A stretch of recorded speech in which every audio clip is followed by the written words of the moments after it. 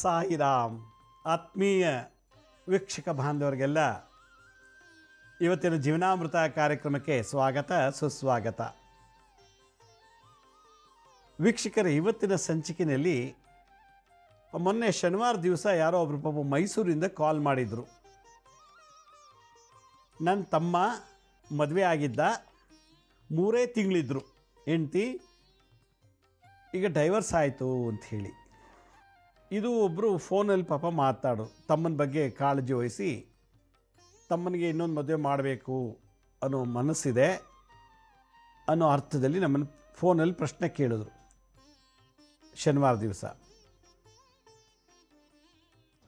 ಇನ್ನೊಬ್ಬರು, ನನ್ನ ಮಗ 30 ವರ್ಷ ಆಗಿದೆ, ಎಂಗೇಜ್ಮೆಂಟ್ ಆಯಿತು, ಎಂಗೇಜ್ಮೆಂಟ್ ಆಗಿಬಿಟ್ಟು ಕ್ಯಾನ್ಸಲ್ ಆಯಿತು, ಆಮೇಲಿಂದ ಅವ್ನಿಗೆ ಮದುವೆ ಆಗೋಕ್ಕೆ ಇಷ್ಟಲ್ಲ, ಅಂಗಳ ಪರಮೇಶ್ವರಿ ದೇವಿನ ಪೂಜೆ ಮಾಡ್ಕೊಂಡಿದ್ದಾನೆ, ನನಗೆ ಮದುವೆ ಆಗೋಕ್ಕೆ ಇಷ್ಟ ಇಲ್ಲ ಅಂತ ಹೇಳ್ತಾನೆ ಅಂತೇಳಿ ಅವ್ರ ತಾಯಿ ಪಾಪ ಫೋನ್ ಮಾಡಿದರು ಶನಿವಾರ ನಮಗೆ.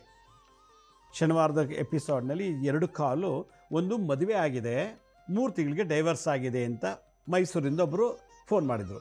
2ನೇರು, ನನ್ನ ಮಗನಿಗೆ ಎಂಗೇಜ್ಮೆಂಟ್ ಆಯಿತು, ಕ್ಯಾನ್ಸಲ್ ಆಗೋಯ್ತು, ಆವಾಗಿಂದ ನನ್ನ ಮದುವೆನೇ ಆಗಲ್ಲ, ನನ್ನ ಮದುವೆ ಇಷ್ಟ ಇಲ್ಲ ಅಂಥೇಳಿ ಅಂಗಲಾ ಪರಮೇಶ್ವರಿ ದೇವಿನ ಆರಾಧಕ ಅಂತ ಕಾಣ್ತದೆ, ಅವ್ರು ಪೂಜೆ ಪುರಸ್ಕಾರ ಮಾಡ್ಕೊಂಡು ಇರ್ತೀನಿ ಅಂತ ಹೇಳಿ ತಾಯಿಗೆ ಖಡಾಖಂಡಿತ ತಿಳಿಸಿದ್ದಾರೆ. ಈಗೇನು ಮಾಡೋದು ಅಂತ ನಾನು ಹೇಳಿದೆ. ಮಗನಿಗೆ ಇಷ್ಟ ನೋಡಿ, ಯಾವತ್ತೂ ಯಾರಿಗೇ ಆಗಲಿ, ಹೆಣ್ಣಾಗಲಿ ಗಂಡ ಆಗಲಿ, ಬಲವಂತವಾಗಿ ಮದುವೆ ಮಾಡಬಾರ್ದು. ಎಲ್ಲಿ ಬಲವಂತವಾಗಿ ಮಾಡ್ತಿರೋ ಅದು ದೃಷ್ಟಿ ದೋಷನೋ ಅಥವಾ ಬಲವಂತದಿಂದ ಮಾಡಿದ ದೋಷನೋ ಏನೋ ಡೈವರ್ಸ್ ಆಗುತ್ತೆ, ಇಲ್ಲ ಏನೋ ಒಂದು ಪ್ರಾಬ್ಲಮ್ ಆಗುತ್ತೆ. ಅದಕ್ಕೆ ಲವ್ ಮಾಡ್ಕೊಂಡು ಮದುವೆ ಆಗಲಿ, ಯಾಕೆಂದರೆ ಇಬ್ಬರು ಮನಸ್ಫೂರ್ತಿ ಲವ್ ಮಾಡ್ತಾರೆ, ಮ್ಯಾಚ್ ಆಗುತ್ತೆ, ಮದುವೆ ಆಗ್ತದೆ. ಹುಡುಗಿಗೂ ಇಷ್ಟ ಮದುವೆ ಆಗಬೇಕು ಅಂತ, ಹುಡುಗನಿಗೂ ಇಷ್ಟ ಇತ್ತು ಅಂತಂದರೆ ಲವ್ ಮಾಡಿಲ್ಲ, ಅದು ಇಬ್ರಿಗೂ ಇಷ್ಟ ಇದೆ ಮದುವೆ ಆಗಲಿಕ್ಕೆ, ಅದು ಕೂಡ ಒಂದು ರೀತಿ ಮದುವೆಗೆ ಬಲ ಕೊಡುತ್ತೆ. ಮದುವೆಗೆ ಬಲ ಯಾವಾಗ ಕಮ್ಮಿ ಆಗುತ್ತೆ ಅಂದರೆ ಬಲವಂತವಾಗಿ ಮದುವೆ ಮಾಡಿದಾಗ. ಇಲ್ಲ ಗಂಡ ಹೆಂಡತಿ ಸೇರಲ್ಲ, ಇಲ್ಲ ಡೈವರ್ಸ್ ಆಗುತ್ತೆ, ಇಲ್ಲ ಗಂಡ ಒಂದು ಕಡೆ, ಇಲ್ಲ ಹೆಂಡತಿ ಒಂದು ಕಡೆ, ಇಲ್ಲ ಗಂಡ ಸತ್ತೋಗ್ಬೋದು, ಇಲ್ಲ ಹೆಂಡತಿ ಸತ್ತೋಗ್ಬೋದು. ಇದು ನನ್ನ 48 ವರ್ಷದ ಅನುಭವದ ಮಾತು ಇವತ್ತು ನಾನು ನಿಮ್ಮೆಲ್ಲರೂ ಹಂಚ್ಕೋತಾ ಇದ್ದೀನಿ. ಕಾರಣ, ಮದುವೆಗೆ ಗುರುಬಲ ಬೇಕೇ ವಿನಃ ಬಲವಂತ ಬರಬಾರ್ದು. ಮದುವೆ ಆಗಬೇಕು ಅಂದರೆ, ಗಂಡು ಮಕ್ಕಳಿಗೆ ಉಪನಯನ ಮುಂಜಿ ಮಾಡಬೇಕು ಅಂದರೆ ಗುರುಬಲ ಬೇಕು. ಅವನಿಗೆ ಜನವರ ಹಾಕಬೇಕು, ಜನವರ ಧಾರಣೆ ಮಾಡಬೇಕು ಅಂದರೆ ಜನವರ ಹಾಕಿಸ್ಕೊಳ್ಳೋವಂಥವನು, ಉಪನಯನ ಮಾಡಿಸ್ಕೊಳ್ಳೋವಂಥವನು, ಉಪದೇಶ ಕೊಡುವಂಥವ್ರು ಇಬ್ಬರಲ್ಲೂ ಗುರುಬಲ ಇದ್ದಾಗ ಮಾತ್ರ ಮುಂಜಿ ಆಗಬೇಕು. ಹಾಗೆ ತಾಲಿ ಕಟ್ಟೋನು ಕಟ್ಟಿಸ್ಕೊಳ್ಳೋರು ಕೂಡ ಗುರುಬಲ ಇದ್ದಾಗ ಮಾತ್ರ ವಿವಾಹ ಆಗುತ್ತೆ. ಗುರುಬಲ ಇಲ್ಲ ಅಂದಾಗ ಮದುವೆ ಆಗಬಾರ್ದು. ಗುರುಬಲ ನಡೀತಾನೆ ಇಲ್ಲ ಜಾತಕದಲ್ಲಿ, ಬಲವಂತವಾಗಿ ಮದುವೆ ಮಾಡಿದಾಗ ಈ ರೀತಿ ದೋಷಗಳು ಎತ್ತು ಕಾಣುತ್ತೆ. ಇದು ನನ್ನ ಅನುಭವದ ಮಾತು.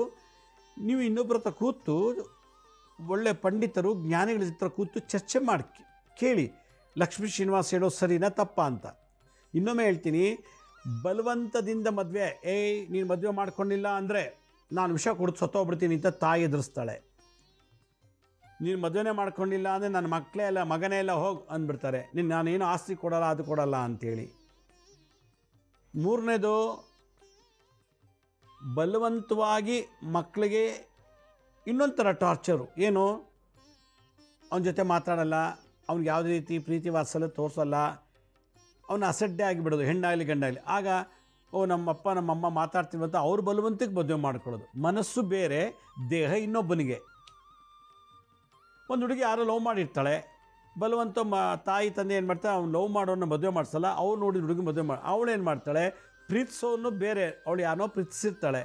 ಮನಸ್ಸೆಲ್ಲ ಇವತ್ತು ಅವಳು ಸಾಯೋವರೆಗೂ ಅವಳ ಮನಸ್ಸೆಲ್ಲ ಯಾರನ್ನ ಪ್ರೀತಿ ಮಾಡಿದ್ಲೋ ಅವನ ಹತ್ರನೇ ಇರ್ತದೆ ಮನಸ್ಸು. ದೇಹ ಮಾತ್ರ ಅಪ್ಪ ಅಮ್ಮ ಹೇಳಿರೋ ಹುಡುಗನ ಜೊತೆ ಇರ್ತದೆ. ಇದು ಬಲವಂತ ನಡಿ, ಇದು ವಿವಾಹ ಸುಖ ಅಲ್ಲ. ಬಹುಶಃ ಮೈಸೂರಿನವ್ರು ಮೊನ್ನೆ ಕಾಲ್ ಮಾಡಿದಾಗ 3 ತಿಂಗಳಿಗೆ ಡೈವರ್ಸ್ ಆಯಿತು ಅಂದಾಗ ಕಾರಣ ನಾನು ಕೇಳಿದಾಗ ಅವರು ಏನೋ ಸರಿಯಾಗಿ ಕರೆಕ್ಟಾಗಿ ಹೇಳಲಿಲ್ಲ. ಹುಡುಗನಲ್ಲಿ ದೋಷ ಇದೆಯಾ ಆಕೆ ಡೈವರ್ಸ್ ಕೊಡಲಿಕ್ಕೆ, ಅಥವಾ ಆಕೆನೇ ಸರಿ ಇಲ್ವಾ, ಹೆಂಡತಿ ಸರಿ ಇಲ್ವಾ ಅಂತೇಳಿ ಹುಡುಗ ಡೈವರ್ಸ್ ಕೊಟ್ಟನ, ಏನೋ ಒಂದು ಕಾರಣ ಇದೆ. ಅದನ್ನು ನಾವು ಗಂಭೀರವಾಗಿ ತೊಗೊಳ್ಬೇಕು. ಇದೇ ಕಾರಣ ಇಟ್ಕೊಂಡು ಇನ್ನೊಂದು ಮದುವೆ ಮಾಡ್ಕೊಳ್ಳೋಕೆ ಹೋದಾಗ ಮತ್ತೆ ಡೈವರ್ಸ್ ಆಗ್ಬೋದು, ಇಲ್ಲ ಹೆಂಡತಿ ಜೊತೆಲಿ ಇಲ್ಲದೇ ಇರ್ಬೋದು. ಅಕಸ್ಮಾತ್ ಗಂಡ ಹೆಂಡತಿ ಜೊತೆಲಿದ್ದರೂ ಕೂಡ ಅವ್ರಿಗೆ ವೈವಾಹಿಕ ಜೀವನದಲ್ಲಿ ತೃಪ್ತಿ ಸಿಗೋದಿಲ್ಲ. ಇದು ಒಂದು. ಎರಡನೇದು ಆ ಹುಡುಗಂಗೆ ಎಂಗೇಜ್ಮೆಂಟ್ ಆಯಿತು. ಯಾವ ಕಾರಣದಿಂದ ಕ್ಯಾನ್ಸಲ್ ಆಯಿತು ಅಂತ ಅವರು ಹೇಳಲಿಲ್ಲ ತಾಯಿ. ನೆನ್ನೆ ಫೋನ್ ಕಾಲಲ್ಲಿ ಶನಿವಾರದ ದಿವಸ ಫೋನಲ್ಲಿ ಅವರು ನನ್ನ ಮಗನಿಗೆ ಎಂಗೇಜ್ಮೆಂಟ್ ಆಯಿತು, ಕ್ಯಾನ್ಸಲ್ ಆಯಿತು. ಯಾತಕ್ಕೆ ಕ್ಯಾನ್ಸಲ್ ಆಯಿತು? ಹುಡುಗನೇ ಬೇಡ ಅನ್ನ ಅಥವಾ ಹುಡುಗಿಲೇ ಏನಂದು ಇತ್ತ ಅಥವಾ ಅವ್ರು ಬೇರೆ ಚಾಡಿ ಹೇಳಿ ಕ್ಯಾನ್ಸಲ್ ಮಾಡಿದ್ರ? ನೋಡಿ, ಚಾಡಿ ಹೇಳಿ ಕ್ಯಾನ್ಸಲ್ ಮಾಡ್ಬೋದು ಎಂಗೇಜ್ಮೆಂಟು, ಇಲ್ಲ ಹುಡುಗನಿಗೆ ಮನಸ್ಸಲ್ಲಿ ಬೇಜಾರಾಗಿ ಕ್ಯಾನ್ಸಲ್ ಮಾಡ್ಬೋದು, ಇಲ್ಲ ಹುಡುಗಿಗೆ ಇಷ್ಟ ಇಲ್ಲ ಅಂತೇಳಿ ಅಥವಾ ಇವರಿಬ್ಬರಲ್ಲಿ ಯಾರೊಬ್ಬರು ಒಂದು ಲೋಪದೋಷ ಇರ್ತದೆ, ಆವಾಗ ಕ್ಯಾನ್ಸಲ್ ಆಗುತ್ತೆ. ಅದಕ್ಕೆ ಅರ್ಥ ಗುರುಬಲ ಇಲ್ದೋದಾಗ ಎಂಗೇಜ್ಮೆಂಟ್ ಮಾಡಬಾರ್ದು. ಪ್ರತಿಯೊಬ್ಬರು ತಿಳ್ಕೊಳ್ಳಿ, ಮದುವೆ ಆಗಬೇಕು ಅಂದರೆ ಗುರು ಚೆನ್ನಾಗಿದ್ದು, ನಿಮ್ಮ ಜಾತಿಯಲ್ಲಿ ಗುರು ಹೇಗಿದ್ದಾರೆ, ಉಚ್ಚನಾಗಿದ್ದಾರಾ, ಗುರು ಜೊತೆಗೆ ಶುಕ್ರನ ನೋಡ್ಬೇಕು ನಾವು, ಅದ್ರ ಜೊತೆಗೆ ಮಂಗಳ ದೋಷ, ಕುಜ ದೋಷ, ಅಂಗಾರಕರ ದೋಷ ನೋಡಬೇಕು, ಕಾಳಸರ್ಪ ದೋಷ ನೋಡಬೇಕು. ಇದೆಲ್ಲ ನೋಡಿ ಮದುವೆ ಮಾಡಬೇಕು. ಕೆಲವರು ಏನು ಮಾಡ್ತಾರೆ, ಕೋಟ್ಯಾಧೀಶ್ವರ ಮನೆಗೆ ನನ್ನ ಮಗಳು ಕೊಟ್ಟರೆ ಒಳ್ಳೇದಾಗತ್ತೆ ಅಂತೇಳಿ ಮದುವೆ ಮಾಡಿಬಿಡ್ತಾರೆ. ಏನೋ ಒಂದೇಳಿ ಸುಳ್ಳು ಡೇಟ್ ಆಫ್ ಬರ್ತ್ ಕೊಡ್ತಾರೆ, ಸುಳ್ಳು ಟೈಮಿಂಗ್ಸ್ ಕೊಡ್ತಾರೆ, ಏನೋ ಸುಳ್ಳು ಜಾತಕ ಕೊಟ್ಟು ಮಾಡ್ತಾರೆ. ಯಾಕೆಂದರೆ ಕೋಟ್ಯಾಂತರ ರೂಪಾಯಿ ಆಸ್ತಿ ಇದೆಯಲ್ಲ, ಮಗಳು ಸುಖವಾಗಿರ್ತಾಳೆ ಅಂತ ಅವ್ರು ಅಂದ್ಕೊಂಡಿದ್ದೇ ಬೇರೆ, ಮದುವೆ ಆದಮೇಲೆ ನಡೆದಿದ್ದೇ ಬೇರೆ ಆಗಿಬಿಡ್ತದೆ. ಆದ್ದರಿಂದ ಇಲ್ಲಿ ಆಸ್ತಿ ನೋಡಿ ಮದುವೆ ಮಾಡಬಾರ್ದು, ಗುರುಬಲ ನೋಡಿ ಮದುವೆ ಮಾಡ್ಕೋಬೇಕು ಅನ್ನೋದೇ ಇವತ್ತಿನ ಸಂಚಿಕೆ ಮುಖ್ಯ ಉದ್ದೇಶ. ಇದೇ ಆಬ್ಜೆಕ್ಟಿವ್. ಎರಡನೇದು, 7.5 ಶನಿ ನಡೆಯುವಾಗ ಮದುವೆ ಆಗಬಾರ್ದು. 7.5 ವರ್ಷ ಶನಿ. ಈಗ ಉದಾಹರಣೆಗೆ ಮಕರ ರಾಶಿ, ಕುಂಭ ರಾಶಿಗೆ ಈಗ 7.5 ಶನಿ ನಡೀತಾ ಇದೆ. ಮಕರ ರಾಶಿಗೆ 7.5 ವರ್ಷ ಶನಿ ಈ ತಿಂಗಳು 29ಕ್ಕೆ ಬಿಡುಗಡೆ ಆಗಿಬಿಡ್ತದೆ. ಮಾರ್ಚ್ 29ನೇ ತಾರೀಕು ಈ ವರ್ಷ 2025. ಯಾರ್ಯಾರು ಮಕರ ರಾಶಿಲಿ ಹುಟ್ಟಿದ್ದೀರೋ ಅವರು ಇನ್ನೊಂದು ಈ ತಿಂಗಳು ಕಳ್ಕೊಂಡು ಬೇಕಾದ್ರೆ ನೀವು ಎಂಗೇಜ್ಮೆಂಟ್ ಮಾಡ್ಕೊಳ್ಳಿ, ಮದುವೆನೂ ಮಾಡ್ಕೊಳ್ಳಿ. ಶನಿ ಬಿಡುಗಡೆ ಆದಮೇಲೆ ವಿವಾಹಕ್ಕೆ ನಿಮಗೆ ಎಷ್ಟೋ ಆರಾಮ ಅನಿಸುತ್ತೆ. ಆದರೂ ಕೂಡ ಗುರುಬಲ ಇದೆಯಾ ಅಂತ ನೋಡಬೇಕು. ಎಷ್ಟೋ ಜನಕ್ಕೆ ಗಂಡನಿಂದ ಗುರುಬಲ ಇರೋದ್ರಿಂದ ಹುಡುಗಿ ಮದುವೆ ಆಗಿಬಿಡ್ತದೆ. ಕೆಲವು ಗಂಡು ಹುಡುಗರು ಗುರುಬಲ ಇಲ್ಲ, ಹುಡುಗಿಲಿ ಗುರುಬಲ ಇರುತ್ತೆ, ಹುಡುಗಿ ಮುಖೇನ ಹುಡುಗನ ಮದುವೆ ಆಗುತ್ತೆ. ಇದು ನಾವು ನೋಡಿರೋಂಥ ಅನುಭವದ ಮಾತು. ಹುಡುಗ ಹುಡುಗಿಗೆ ಇಬ್ರಿಗೂ ಗುರುಬಲ ಇತ್ತು ಅಂದರೆ ಆರಾಮಾಗಿರ್ತಾರೆ ಮದುವೆ ಆದಮೇಲೆ. ಈಗ ಹುಡುಗನಿಗೆ ಗುರುಬಲ ಇಲ್ಲ, ಇಬ್ಬರು ಲವ್ ಮಾಡ್ತಿರ್ತಾರೆ. ಈ ಹುಡುಗಿಗೂ ಗುರುಬಲ ಇಲ್ಲ, ಹುಡುಗನಿಗೂ ಗುರುಬಲ ಇಲ್ಲ, ಲವ್ ಮಾಡ್ತಾರೆ. ಲವ್ ಆದಮೇಲೆ ಬರೀ ನೋವೇ, ಲವ್ ಆದಮೇಲೆ ಬರೀ ಡೈವರ್ಸು, ಆಳು ಮೂಳು, ಮನಸ್ತಾಪ, ಅತ್ತೆ ಕಾಟ, ನಾದಿ ಕಾಟ, ಇದೆಲ್ಲ ಶುರುವಾಗಿ ಬ್ರೇಕ್ ಆಗುತ್ತೆ. ಅದಕ್ಕೆ ಗುರುಬಲ ಇದ್ದಾಗ ಮದುವೆ ಆಗಬೇಕು. 7.5 ಶನಿ, 7.5 ವರ್ಷ ಶನಿ ನಡೆಯುವಾಗ ಮದುವೆ ಆಗಬಾರ್ದು. ಇದು ತಲೆ ಇಟ್ಕೋಬೇಕು. ಅದಕ್ಕೆ ನಿಮ್ಮ ಜಾತಕನ ತೋರಿಸ್ಬೇಕು. ನಿಮ್ಮ ರಾಶಿಲಿ ಶನಿ ಇದ್ದಾನಾ, ನಿಮ್ಮ ರಾಶಿ ಹಿಂದೆ ಮುಂದೆ ಶನಿ ಇದ್ದಾರಾ ನೋಡಬೇಕು. ಈಗ ನಡೀತಾ ಇರೋದಕ್ಕೂ ಮಕರ ರಾಶಿಗೆ ಶನಿ ಈ 29 ತಾರೀಕು ಬಿಡುಗಡೆ ಆಗುತ್ತೆ. ಮಕರ ರಾಶಿ ಹೆಣ್ಣಾಗಲಿ ಗಂಡಾಗಲಿ ಭಾಳ ಚೆನ್ನಾಗಿ ಮದುವೆ ಆಗ್ಬೋದು. ಯಾವಾಗ 29ನೇ ತಾರೀಕು ಅಂದರೆ ಯುಗಾದಿ ಆದ ನಂತರ, ಈ ವರ್ಷ ಯುಗಾದಿ. ಕುಂಭರಾಶಿಗೂ ಕೂಡ ಇನ್ನೂ 2.5 ವರ್ಷ ಶನಿ ಇರ್ತದೆ. ಕುಂಭರಾಶಿಯಿಂದ ಶನಿ 29ನೇ ತಾರೀಕು ಈ ತಿಂಗಳು ಮೀನರಾಶಿಗೆ ಹೋಗ್ತಾರೆ. ಅಲ್ಲೂ ಕೂಡ ಶನಿ ನಡೀತಿರುವ ಶನಿ ದಶೆ, ಶನಿ 7.5 ನಡೆಯುವಾಗ ಮದುವೆ ಬಗ್ಗೆ ಪ್ರಸ್ತಾಪ ಮಾಡಬೇಡಿ. ಮೀನರಾಶಿಯವರಿಗೆ ಜನ್ಮದಲ್ಲೇ ಬಂದು ಶನಿ ಕೂತ್ಕೋತಾನೆ. ಈ ವರ್ಷ 2025 ಮಾರ್ಚ್ 29ನೇ ತಾರೀಕು ನಂತರ ಯಾವಾಗ ಶನಿ ಜನ್ಮದಲ್ಲೇ ಇರ್ತಾರೋ ಆಗ, ಯಾಕೆಂದರೆ ಮೀನರಾಶಿ ಗುರು ಮನೆ, ಮೀನರಾಶಿ ಓನೋ ಗುರುಗ್ರಹ. ಹೀಗಾಗಿ ಅಲ್ಲೂ ಕೂಡ ಏನೋ ಎಡವಟ್ಟಾಗ್ಬೋದು. ಲವ್ ಮಾಡೋದಾದರೆ, ಮದುವೆ ಆಗೋದಾದರೆ ಭಾಳ ಕೇರ್ಫುಲ್ಲಾಗಿ ನೋಡ್ಕೊಂಡು ಮಾಡಬೇಕೆಂದರೆ 7.5 ಶನಿಲಿ ಲವ್ ಮಾಡಬಾರ್ದು, ಮದುವೆ ಆಗಬಾರ್ದು. ನೋಡಿ, ಕೆಲವರಿಗೆ 2 ಸಲ ಮದುವೆ ಆಗೋದು ಯೋಗ ಇರ್ತದೆ. ಈಗ ಮೈಸೂರಿನ ಕಾಲ್ ಮಾಡಿದಾಗ ಅವ್ರ ತಮ್ಮನಿಗೆ ಇನ್ನೊಂದು ಮದುವೆ ಮಾಡಬೇಕು ಅಂದರೆ ಎರಡನೇ ದ್ವಿಕಳತ್ರ ಯೋಗ. ಕಳತ್ರ ಯೋಗ 1 ಸಲ, ದ್ವಿಕಳತ್ರ ಅಂದರೆ 2 ಸಲ ಮದುವೆ ಆಗೋದು, ತ್ರಿಕಳತ್ರ ಅಂದರೆ 3 ಸಲ ಮದುವೆ ಆಗೋದು. ಹೀಗೆ ಬಹುಪತ್ನಿ ಯೋಗ, ಬಹುಪತಿ ಯೋಗ. ಹೆಣ್ಮಕ್ಳಿಗೆ ಬಹುಪತಿ ಯೋಗ, ಗಂಡು ಹುಡುಗ ಬಹುಪತ್ನಿ ಯೋಗ ಇರ್ತದೆ ಕೆಲವರಿಗೆ. ಈಗೊಂದು ತಿಂಗಳಲ್ಲಿ ನಾನು ಮಹಾರಾಷ್ಟ್ರಕ್ಕೆ ಟ್ರಿಪ್ಗೆ ಹೋಗಿರ್ಬೇಕಾದ್ರೆ ಅಲ್ಲಿ ಯಾರೋ ಒಬ್ಬರು ಕನ್ನಡದವ್ರು ನನಗೆ ಕೊಲ್ಲಾಪುರದಲ್ಲಿ ಭೇಟಿ ಆಯಿತು. ಕೊಲ್ಲಾಪುರ ಮಹಾಲಕ್ಷ್ಮಿ ಟೆಂಪಲ್ ನಾನು ಮೀಟ್ ಮಾಡಿದ್ರು. ಆ ಹುಡುಗಿಗೆ 5 ಸಲ ಮದುವೆ ಆಗಿದ್ದಂತೆ. 5 ಸಲ ಮದುವೆ ಆದರೂ ಅವಳಿಗೆ ಡೈವರ್ಸ್ ಆಗ್ತಿದ್ದಂತೆ. ಅವಳಿಗೆ ಬ್ರಹ್ಮಚಾರಿಣಿ ಸನ್ಯಾಸಿನಿ ಯೋಗ ಇರುವಾಗ ಮದುವೆ ಮಾಡೋಂಗಿಲ್ಲ. ಆಮೇಲೆ ಮೊದಲೇ ಮದುವೆ 7.5 ಶನಿ ನಡೆಯುವಾಗಲೇ ಮದುವೆ ಆಗಿಬಿಟ್ಟಿದೆ. ಶನಿ ವಿವಾಹಕ್ಕೆ ಭಂಗ ತರುವಂಥ ಗ್ರಹ ಅವರ ದಶೆ ಇದ್ದಾಗ. ಎರಡನೇದು, ಗುರುಶಾಪ ಇದ್ದಾಗ ಮದುವೆಗೆ ಬಲ ಕೊಡೋದಿಲ್ಲ. ಮೂರನೇದು, ಸರ್ಪದೋಷ ಇದ್ದರೆ, ನಿಮ್ಮ ಜಾತಕದಲ್ಲಿ ನಿಮ್ಮ ಪೂರ್ವಜನ್ಮ ಕರ್ಮಾನುಸಾರವಾಗಿ ಊಟದಲ್ಲಿ ವಿಷ ಹಾಕಿದರೆ, ಯಾರನ್ನಾರು ಸಾಯಿಸಿದರೆ, ಹಾವು ಸಾಯಿಸಿದರೆ ಓ ಜನ್ಮದಲ್ಲಿ, ಮತ್ತು ನೀವು ಏನಾದರೂ ತಂದೆ ತಾಯಿ ಸೇವೆ ಮಾಡಿಲ್ಲ, ಅತ್ತೆ ಮಾವನ ಸೇವೆ ಮಾಡಿಲ್ಲ ಅಂದರೆ, ಹೆಣ್ಮಕ್ಳು ಅತ್ತೆ ಮಾವನ ಸೇವೆ ಮಾಡಿಲ್ಲ ಅಂದರೆ, ಗಂಡು ಮಕ್ಕಳು ಓಜ ಅಪ್ಪ ಅಮ್ಮನ ಸೇವೆ ಮಾಡಿಲ್ಲ ಅಂದರೆ, ಈ ಜಗದವ್ರು ಮದುವೆ ಆಗಿದ್ರೂ ಲಾಭ ಇಲ್ಲ, ಮಕ್ಕಳು ಆಗಲ್ಲ. ಯಾರು ಓಜ ಅಪ್ಪ ಅಮ್ಮಗೆ ಸೇವೆ ಮಾಡಿರಲ್ವೋ, ಸ್ತ್ರೀ ಶಾಪ ಇರ್ತದೋ, ಅವ್ರು ನಪುಂಸಕರಾಗ್ತಾರೆ, ಅವ್ರಿಗೆ ಸಂತಾನೋತ್ಪತ್ತಿನೇ ಆಗಲ್ಲ. ಈ ಜೊತೆಗೆ ಸರ್ಪದೋಷನೂ ಇತ್ತು ಅಂದರೆ ಮಕ್ಕಳೇ ಆಗೋದಿಲ್ಲ. ಯಾವ ಜಾತಿ ಸರ್ಪದೋಷ ಅದನ್ನು ಪತ್ತೆ ಹಚ್ಚು. ಅನಂತ, ತಕ್ಷಕ, ಕುಳಿಕ, ಕಾರ್ಕೋಟಕ, ವಿಷಧರ, ಶಂಖಪಾಲ, ಶಂಖಚೂಡ, ಪದ್ಮ, ಮಹಾಪದ್ಮ, ಹೀಗೆ 12 ವೆರೈಟಿ ಇದೆ. ಅದರಲ್ಲಿ ಯಾವ ವೆರೈಟಿ ಇರ್ತದೆ ಅಂದರೆ ಫಸ್ಟು ಪತ್ತೆ ಹಚ್ಚಿ ಆಮೇಲೆ ಮದುವೆ ಫಿಕ್ಸ್ ಮಾಡಬೇಕು. 4ನೇದು, ಗಂಡು ಮಕ್ಕಳಿಗೆ ಸ್ತ್ರೀ ಶಾಪ ಪಿತೃಶಾಪ ಇರಬಾರ್ದು, ಕಾಳಸರ್ಪದೋಷ ಇರಬಾರ್ದು. ಹೆಣ್ಮಕ್ಳಿಗೆ ಪುರುಷ ಶಾಪ ಇರಬಾರ್ದು ಮತ್ತು ಕಾಳಸರ್ಪದೋಷ ಇರಬಾರ್ದು.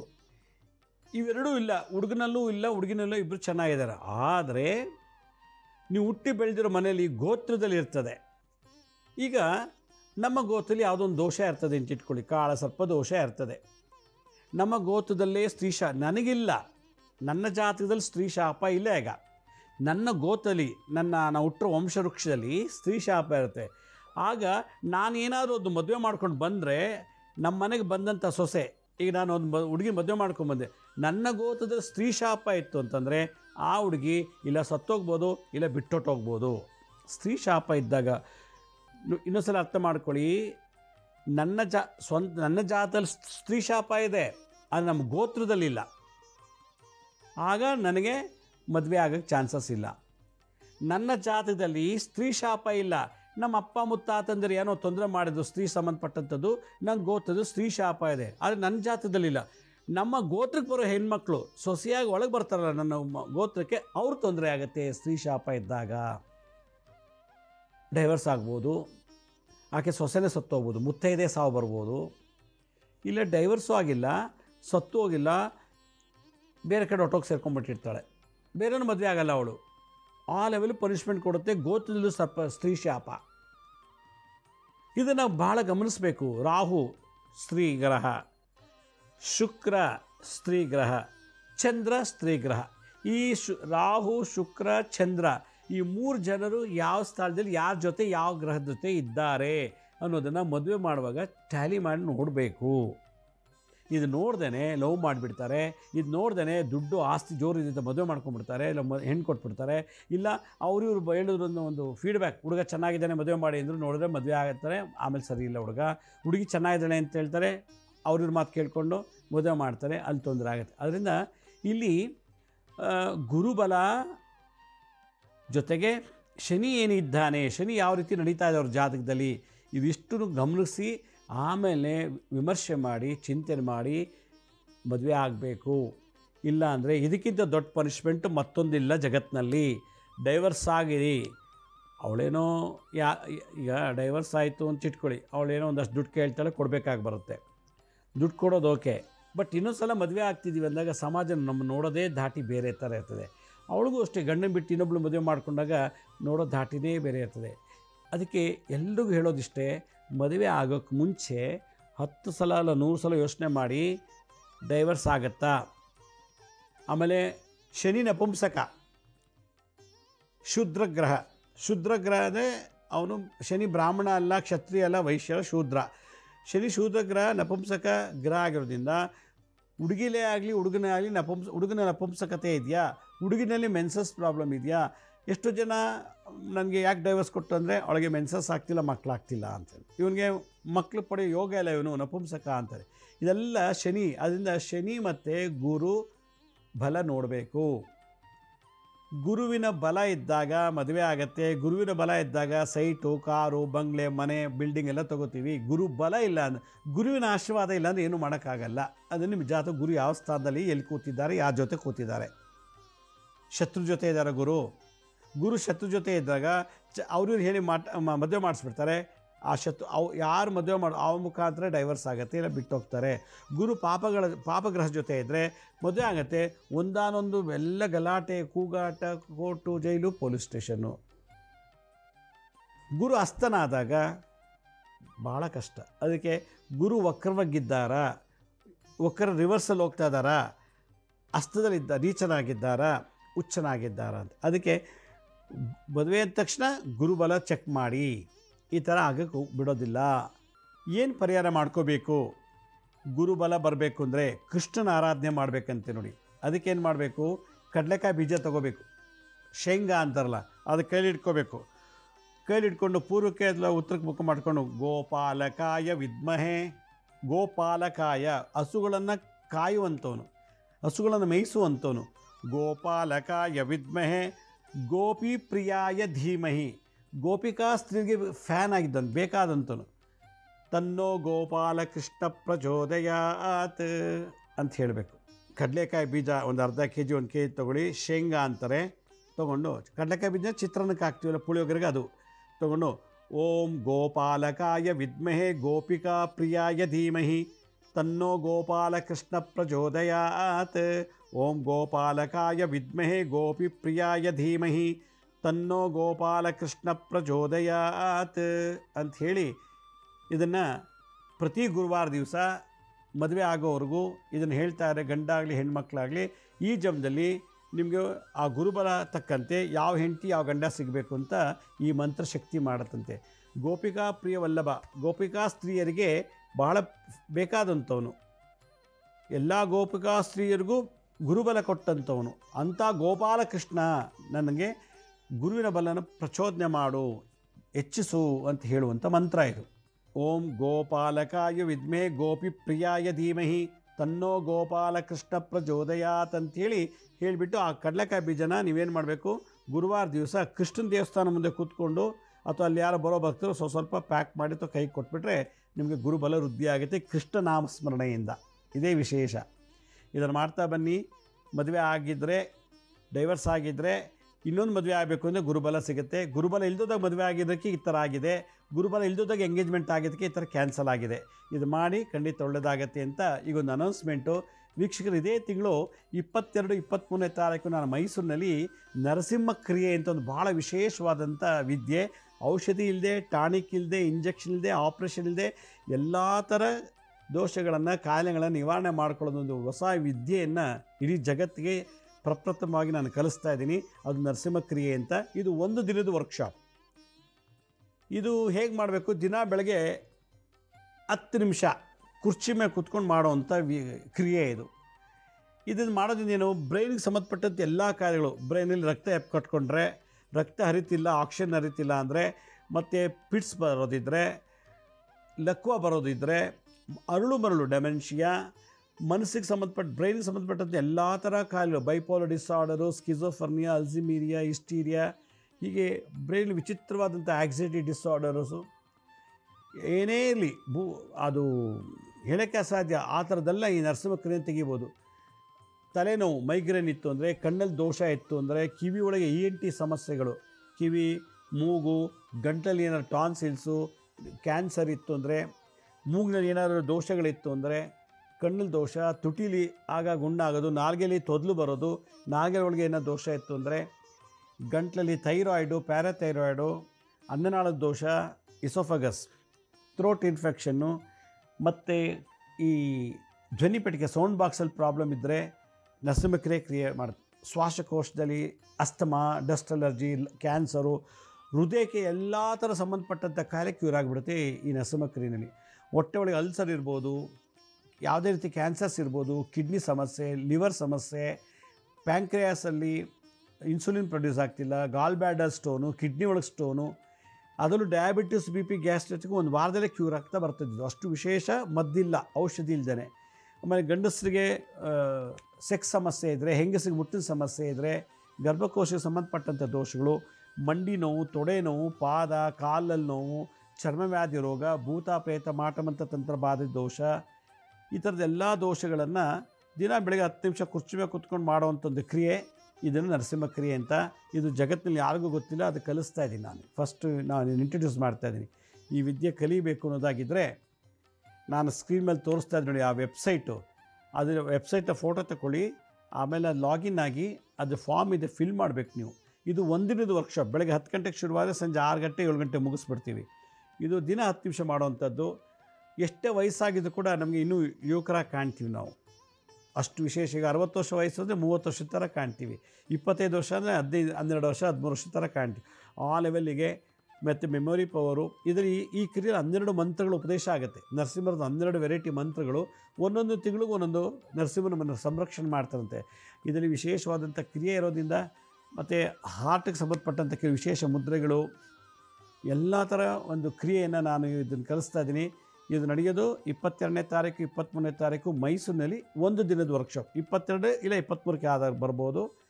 ಇದು 7 ವರ್ಷ ಮೇಲ್ಪಟ್ಟಂಥವ್ರು ಯಾರು ಬೇಕಾದ್ರೆ ಕಲಿಬೋದು. ಇದಕ್ಕೇನು ಜಾತಿ ಧರ್ಮ ಏನಿಲ್ಲ. ಇಂಜೆಕ್ಷನ್ ಟಾನಿಕ್ ಇಲ್ಲದೆ ಕ್ಯೂರ್ ಮಾಡ್ಕೊಳ್ಳೋವಂಥದ್ದು ನರಸಿಂಹ ಕ್ರಿಯೆ.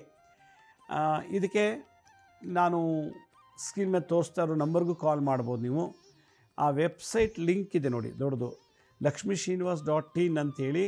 ಅದರಿಂದ ನೀವು ನರಸಿಂಹ ಕ್ರಿಯೆಗೆ ನ್ಯಾವಿಗೇಟ್ ಮಾಡಿದರೆ ಅದು ನಿಮಗೆಲ್ಲ ಇನ್ಫಾರ್ಮೇಷನ್ ಸಿಗುತ್ತೆ, ಹೆಂಗೆ ಫಿಲ್ ಮಾಡಬೇಕು, ಹೇಗೆ ಮಾಡಬೇಕು ಅಂತ. ಇದು ಫಸ್ಟ್ ಒಂದೊಂದು ಬ್ಯಾಚ್ಗೆ ನಾವು 54 ಜನ ಮಾತ್ರ ತೊಗೊಳ್ಳೋದು, ಅದಕ್ಕಿಂತ ಹೆಚ್ಚಿಗೆ ತೊಗೊಳ್ಳೋಲ್ಲ. ಅದರಿಂದ ಯಾರಿಗೆ ಇಷ್ಟ ಇದೆ ನಾವು ರೋಗದಿಂದ ಮುಕ್ತರಾಗಿ ಬದುಕಬೇಕು, ಆಮೇಲೆ ಮೆಂಟಲ್ ರಿಲೇಟೆಡ್ ಕಾಯಿಲೆಗಳು, ಅದರಲ್ಲೂ ಈ diabetes, B P, gastritic, piles, fistula, fissure ಇದು ಕೂಡ ಕ್ಯೂರ್ ಮಾಡ್ಬೋದು ವಿತಿನ್ 2-3 ಡೇಸಲ್ಲಿ. ಅಷ್ಟು ವಿಶೇಷವಾದ ವಿದ್ಯೆ ಇದು. ಇದನ್ನು ಕಲಿಬೇಕು ಅನ್ನೋದಾಗಿದ್ದರೆ ನಾನು ಸ್ಕ್ರೀನ್ ಮೇಲೆ ತೋರಿಸೋದಕ್ಕೆ ಲಾಗಿನ್ ಆಗಿ ರಿಜಿಸ್ಟರ್ ಮಾಡ್ಕೊಳ್ಳಿ. ಈ ಒಂದು ಸಂಚಿಕೆಯಲ್ಲಿ ನಾನು ಅವ್ರಿಗೋಸ್ಕರ ಒಂದು ಎಪಿಸೋಡ್ ಮಾಡಿದೆ. ಪಾಪ ತಾಯಿ ಕೇಳ್ತಾರೆ, ಮಗನ ಎಂಗೇಜ್ಮೆಂಟಾಗಿ ಕ್ಯಾನ್ಸಲ್ ಆಯಿತು, ಮತ್ತು ತಮ್ಮನ ಬಗ್ಗೆ ಪಾಪ ಫೋನ್ ಮಾಡಿದರು. ಈ ಮಂತ್ರ ತಂತ್ರದಿಂದ ಮಾಡ್ತಾಯಿರಿ. ಎಲ್ಲಿವರೆಗೂ ನೀವು ಇದನ್ನು ಕೃಷ್ಣನ ದೇವಸ್ಥಾನಕ್ಕೆ ಹೋಗಿ ಕಡಲೆಕಾಯಿ ಬೀಜ ಯಾಕೆ ತೊಗೊಂಡ್ರೆ ಗುರುಗ್ರಹ ಅದು ಮಾಡ್ತಾ ಬನ್ನಿ, ಖಂಡಿತ ನಿಮಗೆ ಇದರಲ್ಲಿ ಯಶಸ್ಸು ಸಿಗುತ್ತೆ ಅಂತ ನನ್ನ ಒಂದು ಅನುಭವದ ಮಾತು. ವೀಕ್ಷಕರೇ, ನಮ್ಮ ಹಳೆ ಸಂಚಿಕೆ ಯಾರು ನೋಡೋಕ್ಕಾಗಿಲ್ವೋ ಅವ್ರು ನಮ್ಮ ಶಿರಡಿ ಸಾಯಿ ಭಿಕ್ಷಾ ಕೇಂದ್ರ ಮತ್ತು ಹೆಲ್ತ್ ಸೈನ್ಸ್ ಅಂತ 2 ಯೂಟ್ಯೂಬ್ ಚಾನಲ್ ಇದೆ. ಇದ್ರ ಜೊತೆ SSBK ಜ್ಞಾನೋದಯ ಅಂತ ಒಂದು ಮ್ಯೂಸಿಕ್ ಚಾನಲ್ ಇದೆ. 3ಕ್ಕೂ ಸಬ್ಸ್ಕ್ರೈಬ್ ಮಾಡ್ಕೊಳ್ಳಿ. ಪಕ್ಕದ ಬೆಲ್ ಬಟನ್ ಪ್ರೆಸ್ ಮಾಡಿ. ನೋಡಾದ್ಮೇಲೆ ಲೈಕ್ ಅನ್ನೋ ಬಟನ್ ಪ್ರೆಸ್ ಮಾಡಿ. ಆಮೇಲೆ ಆ ಲಿಂಕನ್ನು ನಿಮ್ಮ ಬಂಧು ಮಿತ್ರರಿಗೆ ವಾಟ್ಸಪ್ ಮುಖಾಂತರ, ಇಮೇಲ್ ಮುಖಾಂತರ ಶೇರ್ ಮಾಡಿ. ಗುರುಜಿ ಲಕ್ಷ್ಮೀ ಶ್ರೀನಿವಾಸ್ ಅಂತೇಳಿ ಫೇಸ್ಬುಕ್ಕು, ಇನ್ಸ್ಟಾಗ್ರಾಮು, ಟ್ವಿಟ್ಟರ್, ಲಿಂಕ್ಡ್ಇನ್ ಕೂಡ ನಾವು ಅಪ್ಲೋಡ್ ಮಾಡ್ತಿರ್ತೀವಿ. ಅಪಾಯಿಂಟ್ಮೆಂಟ್ ಬೇಕಿದ್ರು www.laxmisrinivas.in ಅಂತ ನೀವೇ ಲಾಗಿನ್ ಆಗಿ ಯಾವ ಡೇಟ್ ಯಾವ ಟೈಮ್ಗೆ ನೀವೇ ಬುಕ್ ಮಾಡ್ಕೊಳ್ಳಿ. ಮತ್ತು ಇದೇ ವೆಬ್ಸೈಟ್ laxmisrinivas.in ಅಂತ ಇದೆಯಲ್ಲ, ಇದ್ರ ಮುಖ್ಯ ನೀವು ನರಸಿಂಹ ಕ್ರಿಯೆಯನ್ನು ಕೂಡ ಬುಕ್ ಮಾಡ್ಕೋಬೋದು. ಅದಕ್ಕೆ ಕ್ಲಿಕ್ ಮಾಡೋದು ನಿಮ್ಗೆ ಅಲ್ಲೇ ನ್ಯಾವಿಗೇಟ್ ಮಾಡುತ್ತೆ. ಇಷ್ಟು ಹೇಳ್ತಾ ಇವತ್ತಿನ ಸಂಚಿಕೆ ಮುಗಿಸ್ತಾ ಇದ್ದೀನಿ. ಇದೇ ರೀತಿ ನಾಳಿನ ಸಂಚಿಕೆಯಲ್ಲಿ ಮತ್ತೊಂದು ವಿಶೇಷವಾದಂಥ ಮಾಹಿತಿಯನ್ನು ತಮ್ಮನ್ನು ಭೇಟಿ ಮಾಡ್ತೀನಿ. ಅಲ್ಲಿವರೆಗೂ ನನ್ನ ನಮಸ್ಕಾರ. ಸಾಯಿರಾಮ್.